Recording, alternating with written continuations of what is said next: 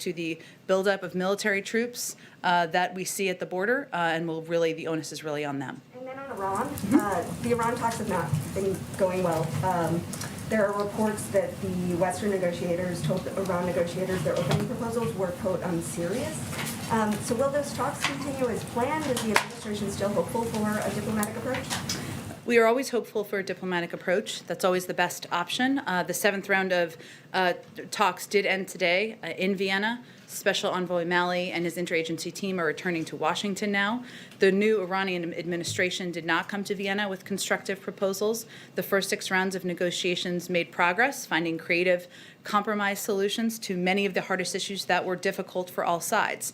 Iran's approach this week was not, unfortunately, to try to resolve the remaining issues. And even more importantly, Iran started this new round of negotiations with a new round of nuclear provocations, as reported by the IAEA on Wednesday, and they've still failed to reach an understanding with the IAEA to restore the cooperation and transparency they have degraded in recent months.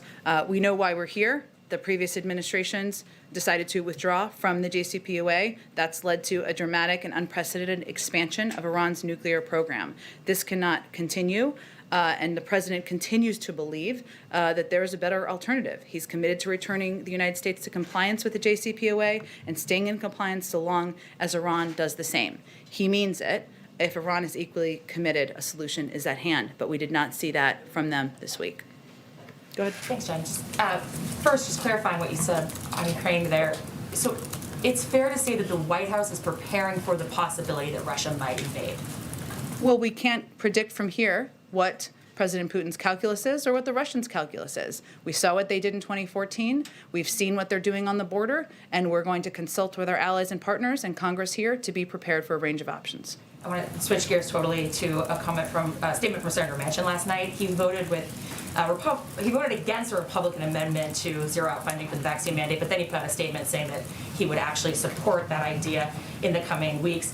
What's your reaction to Manchin saying that he's against the president's mandate that much? Well, one, it's vax or test, and obviously that is something we feel we have every authority to do based on a 50-year-old law that Congress put into place 50 years ago. We simply disagree. We disagree based on what we feel is a preponderance of evidence of the effectiveness of requirements, vaccinating or testing. You look at the private sector, there are a range of companies, airlines, hospital associations who have implemented these types of requirements effectively. We are the largest employer, the United States government, in this country. We have implemented requirements, and we have seen 96.5% compliance, something we're going to continue to build on. And these companies and the federal government are doing it for a range of reasons. It creates certainty, it allows people to feel safe in the workplace, and it's good for the economy. So we disagree on that front, and we're going to continue to press forward with these requirements. But to that point, if the companies are doing them, I mean, that's Manchin's statement was that we should just continue to incentivize companies. Why, what are you going to do if he votes with Republicans and tries to really gut funding for these mandates?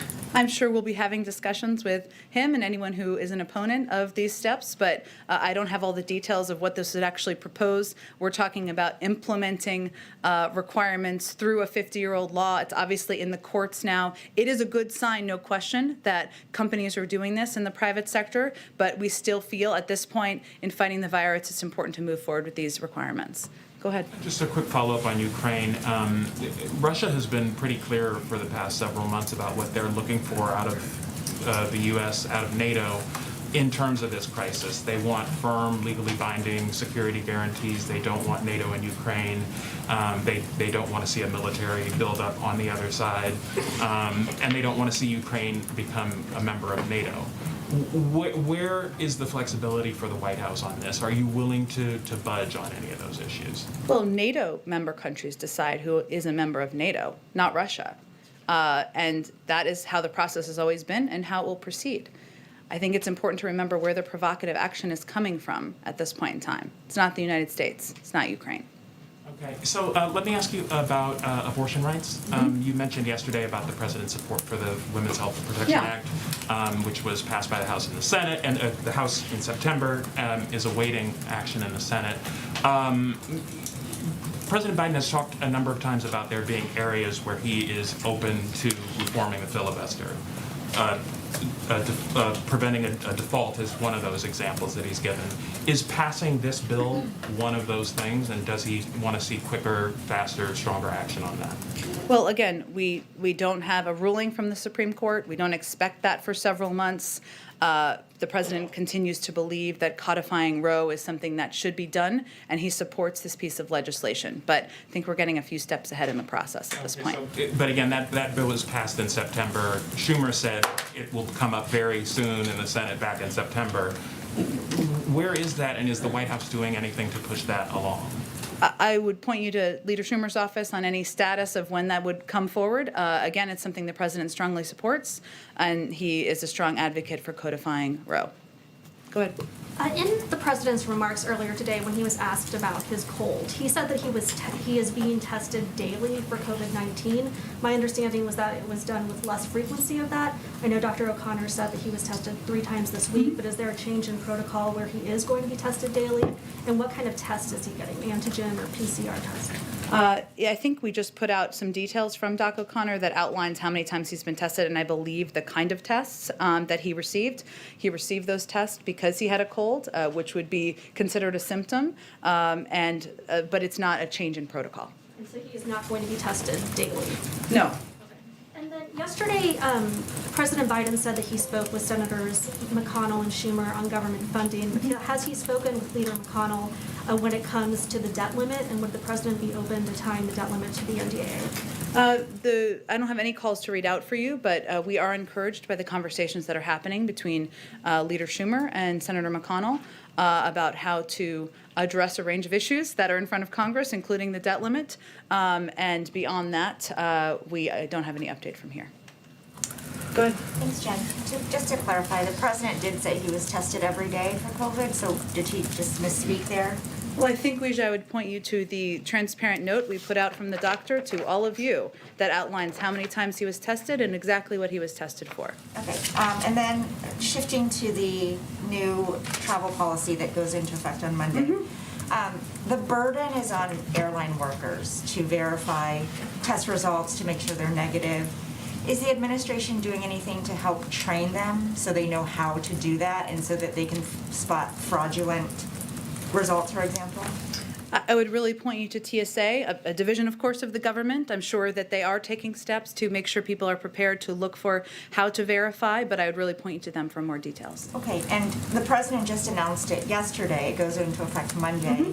Can you share what you're doing to get the word out to international travelers, especially to Americans who might be coming home? Are airlines sending out the message to all those travelers? This is not, I would just remind everyone that this is from 3 days to the day in advance. So it is a change in that regard. It is not an entirely new component. We have communicated that effectively. I think travelers have been able to abide by the 3-day requirement. We will communicate through a range of channels we've done in the past, but we don't expect there to be an issue. And then just one more quick one. A lot of these at-home tests come with a stick. So your test result is the stick that either has 1 line or 2 lines on it. But the FAQ section says that you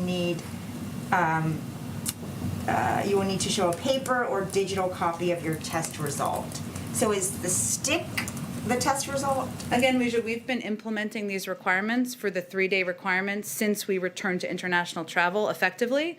I would point you to TSA and others for specifics, but this is not an area where we've had issue, and we don't anticipate them in advance of Monday.